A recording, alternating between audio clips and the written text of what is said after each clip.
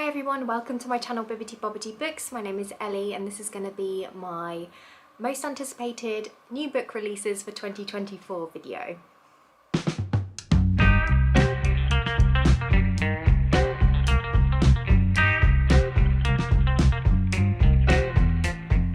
So I didn't realise how many books were coming out next year that I'm really excited for until I started researching for this video, and let me tell you, there are a lot of books on this list, so grab yourself a drink because I think this is probably going to end up being quite a long video. So I'm just going to hop straight in and just start with the first book. I'm going to do it in order of release date, at least as it's listed on Goodreads. Obviously things might change, sometimes things get pushed back or brought forwards, but as of right now these are the release dates for these books. And the first one is coming out on the 9th of January, and that is Mislaid in Parts Half Known by Shannon Maguire.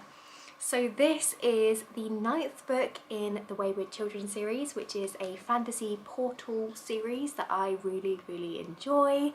I've read the first 4 books in this series, I think, so far, and I've loved almost all of them. The concept of this series is that there is this school that was set up for wayward children by a woman called Eleanor West, and wayward children are kids who have gone through a portal to another world and then for some reason have ended up back in our world against their will, and they no longer really fit in, and so this school acts as a kind of safe haven for them to wait for their doors to hopefully open again and for them to be able to go back to their fantastical world where they want to be and where they feel like they belong. And yeah, I really enjoy how this author blends whimsy with some heavier themes as well. It can be quite dark at times, but she also uses it to discuss some really interesting topics like gender, and it's just a fantastic series. And this one, I believe, has dinosaurs in it, which is very exciting. This series is made up of a bunch of standalones, so you can technically kind of go into this series wherever you like, but I personally would recommend reading them in publication order just because you do get familiar characters popping up in each book, and I personally feel like it's nice to be introduced to the characters in sequence, but that's just my personal preference. But yeah, I'm of course excited for this new one to come out, and I really need to catch up with the series. The next book on my list comes out on the 16th of January, and that is Emily Wilde's Map of the Otherlands by Heather Fawcett. So this is the sequel to Emily Wilde's Encyclopedia of Fairies, which is a book that I read when it was first published. I think it was back in January this year, and I really enjoyed this one. It's an adult book, but it's a cozy fantasy, and it follows our main character Emily Wilde, who is a scholar, and she travels to this remote town up in the north where she's basically trying to research their folklore around fairies, and it's very heartwarming. What I loved about the first book was our main character, because she's quite socially awkward, and I feel like that can be quite relatable. And I also really enjoy her relationship with her work colleague, who's a man called Bumblebee, and he's kind of her opposite really, and they have a very love-hate relationship that's just really fun to read about. So yeah, I really enjoyed the first book. It was quite slow paced, but it did charm me by the end, so I'm of course excited to continue on with the story. The next book is of course House of Flame and Shadow by Sarah J. Maas. This comes out on the 30th of January 2024, and I'm sure a lot of people are very excited for this one. It's been a very hugely popular series, and I've got a very kind of mixed opinion really about this series, because I did quite enjoy the first book in this series and I really didn't enjoy the second book at all, but the ending of the second book has meant that I have to continue on with this series. I feel like if you know, you know. There's a big thing that happens at the end of the second book that has me very nervous but also very intrigued to see how the author is going to continue on with this series, and so I'm gonna read it when it comes out, let's face it, and I really hope that it swings back in my favour, because as I said, it kind of lost my interest quite a lot with the second book. I had a lot of issues with that one.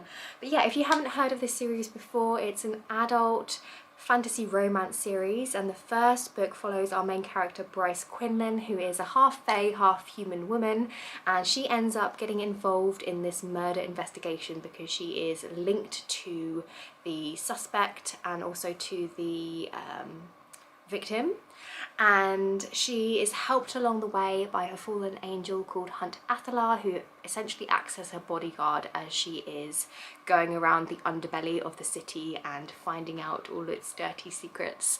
And that is very much the beginning of the book. It goes off in a completely different direction from there really, because it's quite an expansive world, but it's really hard to talk about because they are very long books and a lot happens within each one. But I would say the primary focus is the romance, because of course there is a lot of tension between the two love interests in the story, and it's a Sarah J Maas book, so of course there is plenty of smut. The next book comes out on the 6th of February, and this one is The Tainted Cup by Robert Jackson Bennett.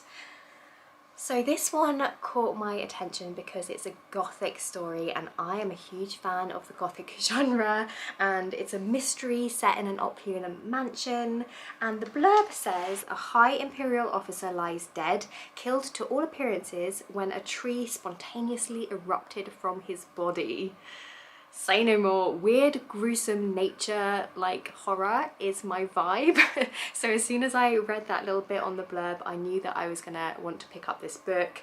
And it also apparently has a Holmes and Watson style pairing, which sounds really fun. And it also has a labyrinthine plot and a haunting, and is described as a wholly original fantasy world. So yeah, lots of buzzwords in there for me. So I'm very intrigued by that one, and I just hope that it has all of the gothic vibes that I am craving. The next book I've got on my list comes out on the 6th of February as well, and that is Bride by Ali Hazelwood. So Ali Hazelwood is of course the author of The Love Hypothesis and Love Theoretically, which are two contemporary STEM romances that were really popular when they were released. I'm not a huge fan of contemporary romance. I am quite picky when it comes to contemporary romance, but I did actually really enjoy The Love Hypothesis, so I was very intrigued when I saw that Ali Hazelwood was bringing out a paranormal romance, because Bride is actually a romance between, I think it's a vampire and a werewolf. Yes, it's between a vampire bride and an alpha werewolf. So I'm really intrigued to see how the author deals with the paranormal genre, and I feel like it's going to be one that I'm either going to really get on with or really hate. But I'm intrigued either way, so I'm definitely going to be picking that one up when it comes out. Next up, on the 29th of February, we've got Empire of the Damned by J. Kristoff. This is the sequel to Empire of the Vampire, which is a gothic, gritty, dark fantasy series, and I really enjoyed the first book in the series, which was Empire of the Vampire. I actually filmed a dedicated review video for that book, so if you're interested I'll link it down below if you want to hear sort of my thoughts on the first book in this series. But very briefly, the first book follows our main character Gabriel, who is being interviewed by his captor because he's actually been captured and he is imprisoned, and he is telling his story. So he is talking about how he became a silver saint, which is basically a member of this holy group of people who are determined to defend the world from darkness. So they're basically vampire hunters, and so we find out his story about how he became one of their members, and we also hear about how he went about trying to find the Holy Grail. And yeah, it's so much fun, the first book. Gabriel is a really interesting character to follow, and I liked that it had two different timelines in there where we were seeing him from a young boy, but we were also seeing him when he was much older and much more jaded. And I really enjoyed the interview format because it meant that he could comment on things, or the interviewer could butt in to his story and could add little pieces, and it was just a really unique way to tell the story. So yes, of course I am very excited to get into the second one, and I hope it is as blood-soaked and as gritty as the first one. The next book that I've got on my list is The Foxwife by Yangzi Chu. This one comes out on the 13th of February, And I was just really intrigued by the premise of this one. I think it sounds really whimsical and beautiful. I know this author wrote Ghost Bride, which has been very popular. I haven't actually read that one yet myself, but I know that it was really, really well received. So I have high hopes for this author's writing. And yeah, this sounds like such an interesting story. So it follows a young woman who is found frozen in the snow, and her death is rumoured to be linked to mythical foxes, which are magical beings that can transform into beautiful women and men and lure people to their demise, essentially. And yeah, it says on the blurb that Yangtze Tu brilliantly explores a world of mortals and spirits, humans and beasts, and their dazzling intersection. The Foxwife is a stunning novel about a winter full of mysterious deaths, a mother seeking revenge, and old folk tales that may very well be true. So yeah, there's lots of things that are jumping out at me from that synopsis. I like the fact that we have a mother seeking revenge. Who doesn't love a revenge plotline? I like the fact that it's talking about old folk tales that may actually be true. I'm intrigued by these mythical foxes and what their deal is. And I love the fact that it's going to have a winter aesthetic as well, because, you know, February, it's still going to be cold, and I just think it'll be really cozy cuddling up with this story. So yeah, I'm really looking forward to that one. The next book is a little bit different, and this one is Earthflown by Frances Wren. So this one comes out on March the 25th, and it caught my attention when I was researching for this video because of how unique it sounds. This one sounds so different, and it's described as a character-driven speculative novel exploring the water crisis, hyper-privatization and love. And it's set in a London that has long abandoned the earth to the rising sea, and it takes a science-based approach to conventional fantasy archetypes where futuristic medicine meets a bit of magic. Doesn't that sound so interesting? I love the fact that it's kind of set in an alternate reality where, you know, the sea has risen, there's obviously a lot of issues going on, and our main character is actually a healer who uses kind of advanced technology and advanced medicine science to heal people, and somehow ends up getting embroiled in a conspiracy that involves murder and a drug cartel. It sounds so interesting, doesn't it? So yeah, I'm really, really looking forward to that one. I like the fact that it seems to have kind of fantasy type tropes and storylines, but is within a kind of sci-fi setting. And I also believe it has a queer romance in there as well. So yeah, lots to love, I think, about that one. And it's also got a very stunning cover, which helps. So yeah, I'm really excited. Next up, we have a very cozy one. This is A Witch's Guide to Magical Innkeeping by Sangu Madana, and it comes out on April the 2nd. And firstly, it's got an adorable cover. So as soon as I saw it, I was like, that looks like a slice of coziness. And yeah, it's a new cozy fantasy, and it's from the author of The Very Secret Society of Irregular Witches, which I know was incredibly popular when it came out. It's another book that I really need to get to at some point, but I've heard fantastic reviews about that first book, and I think this one is going to deliver with everything that people loved about that one, because I think it's got a found family trope. I think it's quite cozy, and it's got a little bit of magic in there. And from what I've heard, it follows a cranky witch and an icy historian in a cozy inn, and there's a snarky fox as an animal companion, which sounds so fun, an undead rooster, and a spell book that may or may not hold the key to breaking a curse. Say no more, that sounds fantastic.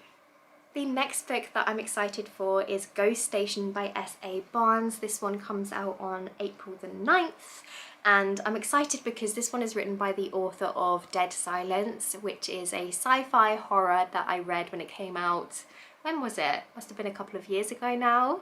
And I did have some issues with that book, but overall I really enjoyed the atmosphere and the concept of that first book, which basically was about a group of people who went to investigate this space cruiser, which actually went missing a long time ago, and they find it when they're out and about doing their space travels things, and they go on board to find out a bit more about what happened to the vessel. And interestingly, the vessel is actually decorated like Titanic, so it's literally like Titanic floating in space, which is such a fun setting for a sci-fi horror.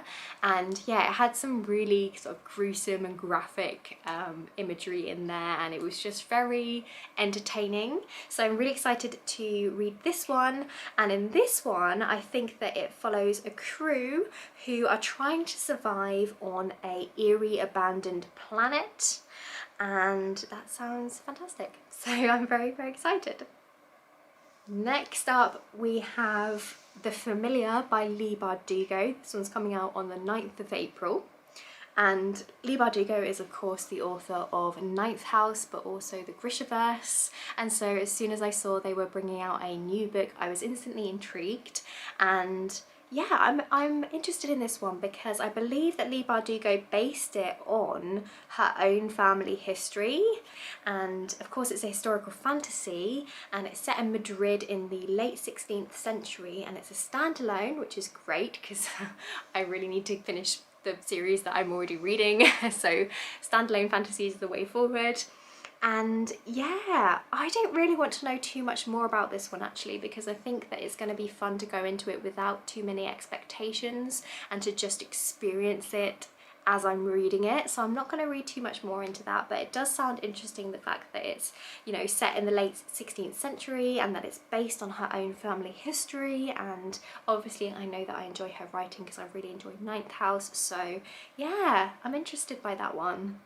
Okay, so the next one is A Letter to the Luminous Deep by Sylvie Catherall.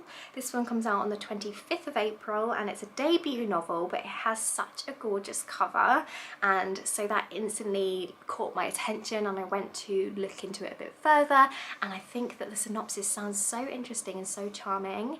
So the tagline for this one is a whimsical epistolary fantasy set in a mystical underwater world with a mystery and heartwarming romance.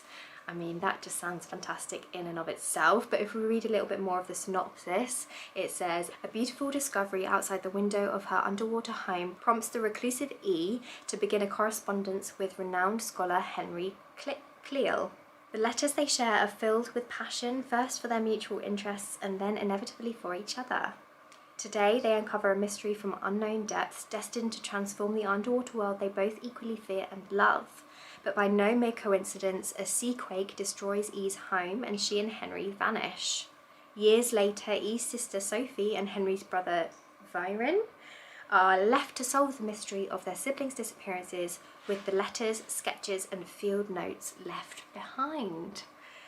So yeah, I'm so excited to read a book that has an underwater setting. I haven't read that many stories that are underwater, so I think that sounds like it's going to be so much fun.